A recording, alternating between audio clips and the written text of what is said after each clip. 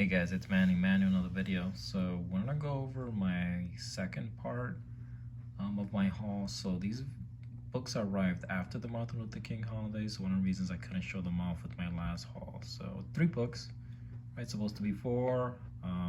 One of the other books is running very late. It's in the New Jersey distribution center, which is always a disaster. So I won't say anymore. So yeah, let's get right into the books. So the first book we have here is a Superior Spider-Man number 26. Green Goblin, Hobgoblin cover. But this is not just any book. It is the second printing.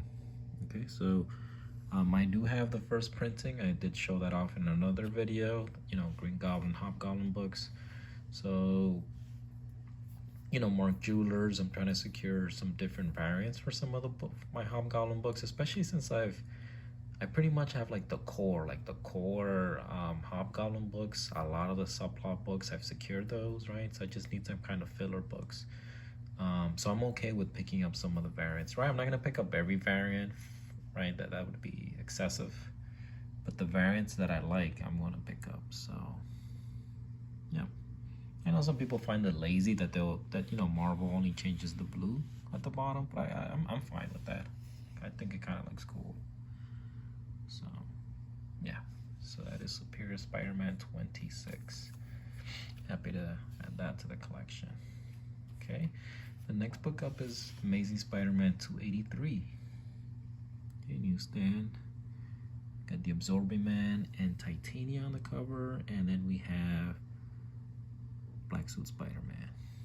Okay, so significance of this book is a kind of a Hobgoblin Roderick Kingsley subplot, meaning they're not part of the main story, but there's kind of like adding layers to the mystery, right? Remember, the Hobgoblin was a big mystery, right? So a lot of the main title, right, had different stories not relating to the Hobgoblin, but the Hobgoblin would still be part of the subplot, and then there'd be clues as to who he was, right? So this is one of those books, right, as a Hobgoblin collector, right, where it kind of gives hints of who he's at. And Roderick Kingsley, actually, the first Hobgoblin, or technically his brother, right?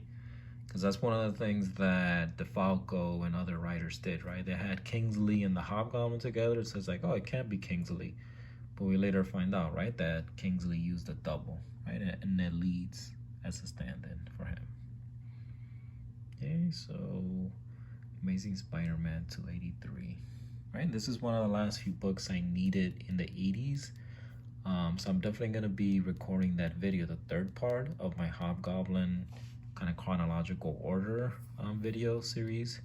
I was just waiting for this book, right, to record that video, so I'm looking forward to that.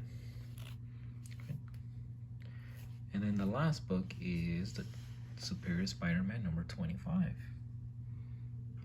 Slot, right? And this is art by Ramos, right? Cover and interior art.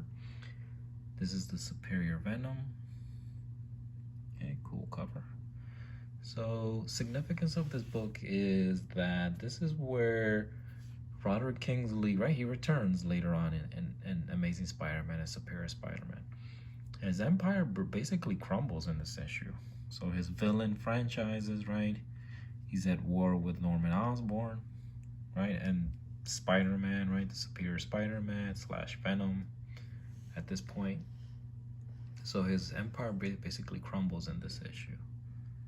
So this is definitely a run that I might, very likely, I'm going to complete the Superior Spider-Man. It's one of my favorite runs ever, right? And it's actually considered part of the Amazing Spider-Man.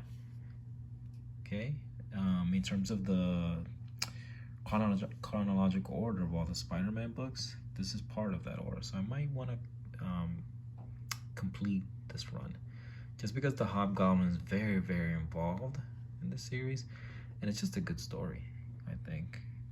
And then I really enjoyed Ramos's art. Sometimes he can be a little bit carried away with some of his renderings, right? A bit cartoonish. But for the most part, I enjoy his art, Ramos. Okay, so yeah, so that is it. Just 3 books. I am expecting a couple of more books. I'm again, it's kind of been a little bit of a buyer's market. I am finding some books below fair market value, and then the shipping, I try to get the price down, right, even more, just because shipping, right? A lot of people say, oh, I bought this book for $4 online. I'm like, wait, what was the shipping? $9? You paid $13, right? So it's one of the things I'm also kind of working on. Price is already good, but I'm trying to even get them lower, right? So I can just get like the lowest price possible, as always. All right. So I don't want to keep rambling. So thanks again, as always, for watching. Hoping you're doing well. Let me know if you have any questions, and yeah, take care.